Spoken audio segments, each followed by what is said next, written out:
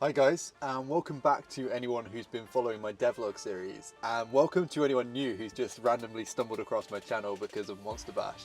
I am so excited to be participating finally this year, and it's been such a trip meeting all of the other amazing creators who are also working on this project.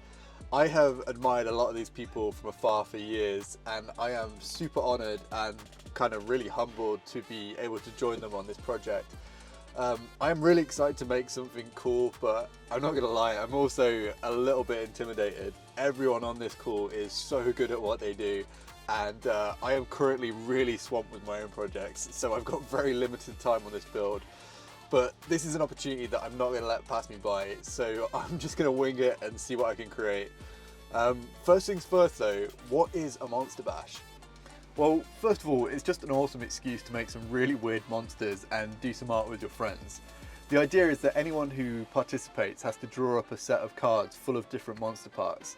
You then share all of the cards between everyone else who's participating, and they each draw a random set that they use to come up with a monster design. It's a super simple idea, but it creates some pretty amazing results. And I just love seeing how people interpret these really weird and wacky cards. So when I started off designing my cards, I was drawing them freehand on my iPad, but it's been a hot minute since I've done any illustrations, so I ended up bringing in some screenshots to trace over. These are screenshots of body parts that I've been sculpting for FAE. They're models that haven't actually made the final cut for the game, so I was really happy that I could find another use for them here. It's also my sneaky little way of promoting more nature bashing in the event, as I've kind of got obsessed with it whilst developing my game. Once I drew up the cards, I sent them over to Trent, and then I jumped on a call with this mysterious entity known as the Oracle. I kind of blacked out the minute the call started, so I don't really have any footage to show you of it, but when it came to, I had somehow acquired all of these cards. How is this even stuck to me? Is that Keela? So I was actually really happy with the cards that I drew. The only one that threw me was the clown torso, as I couldn't really think of how to integrate that with the other cards just yet. The card that really inspired me though was the anglerfish, as it's one of my favourite animals purely because it's so freaking weird. Anglerfish are also pretty much already monsters, so I thought that would be a great starting point. I want to use this model that I'm making for my game FAE though, and an anglerfish wouldn't really work for the setting. The mushroom boot card most certainly would though, and that gave me an idea.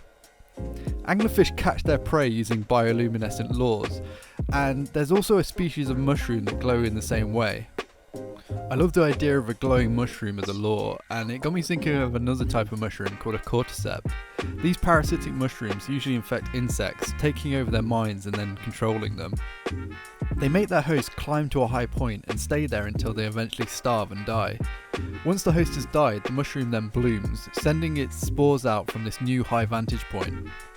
Not only is that the most metal thing that I've ever heard, it's also going to link two of the other cards that I drew, the skull and the grave. My idea is that a cordyceps has taken over a creature and is using its animated dead body to catch food.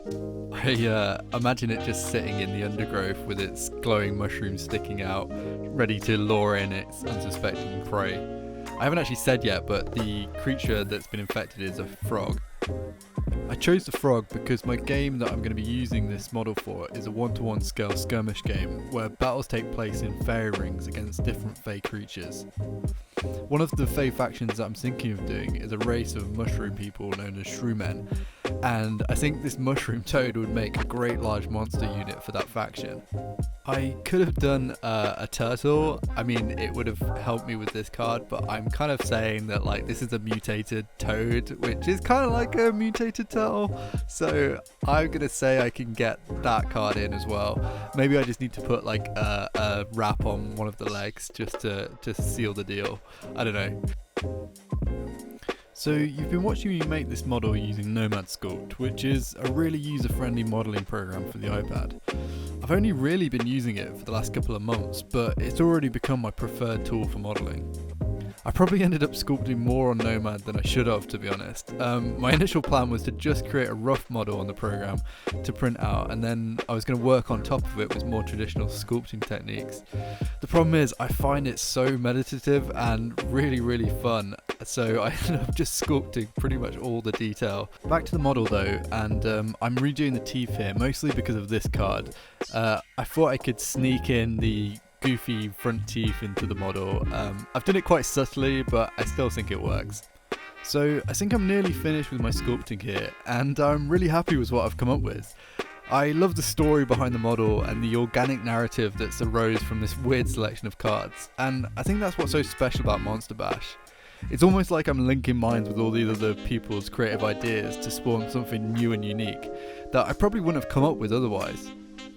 One thing I've been trying to do with all the FAE factions as well is base each one of them around a natural material. I love this idea of infected creatures, and you'll see later in this build how I integrate some actual kind of fungusy mushroom parts into this model, and I love the idea of kind of expanding this out and doing a whole series of different creatures that have kind of been infected by this mushroom, maybe like a big centipede or something. I think that could be quite fun. I think this leaves the door wide open for conversions, and it makes it really easy for people to just take models that they've already got and add some natural mushroomy materials, and then they can totally justify using them in this faction. Here's like some of the mushrooms that I collected. These are like little, I say mushrooms, maybe they're just fungus and stuff, but really easy to find. It was quite delicate, so I sprayed it a couple of times with matte varnish to make it a little bit more durable, but if you guys have any other ideas on how to make it even more durable, please leave them in the comments, because I'd love to explore this further later down the line. One thing I did end up trying though was preserving the leaves that I was going to use on the base. I saw this video showing how to do it with vegetable glycerin, and I just kind of did a whole batch of leaves, and it came out really well. The only problem was it was really hard to get them to stick to the base. I ended up just shoving them into this still drying texture paste, and that seemed to work well enough. As much as I loved using all these natural materials in the build, it kind of made the paint job stand out a little bit too much now. So I added in some streaking grime to kind of dirty it up and make it look a little bit more natural. I then pinned it to the base, which also helped with kind of holding down all of the leaves. Finally, to make him look like the ambush predator that he's supposed to be, I kind of hid him in the undergrowth and put a load of twigs around him to try and blend him in with his environment. So here he is. Here's the final model. I'm actually really happy with how this came out. It's very much in line with what I had in my head when I first came up with the concept. I think the addition of the natural materials really helps sell that kind of like ambush predator vibe, and I really like how it kind of integrates him into his base. I hope you guys enjoyed this video. I actually had a real blast making this one, and the builds totally inspired me to go off and make a whole load of other weird little mushroom creatures for my game.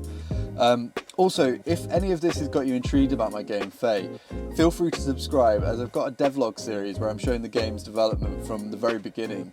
I've also started a podcast with my friend about it, and a Discord too, so I'll link all of these in the description along with the digital files for this handsome little chap, so that you can print one at home and have a go at nature bashing it yourself. But yeah, until next time, keep safe, get outdoors and get creating.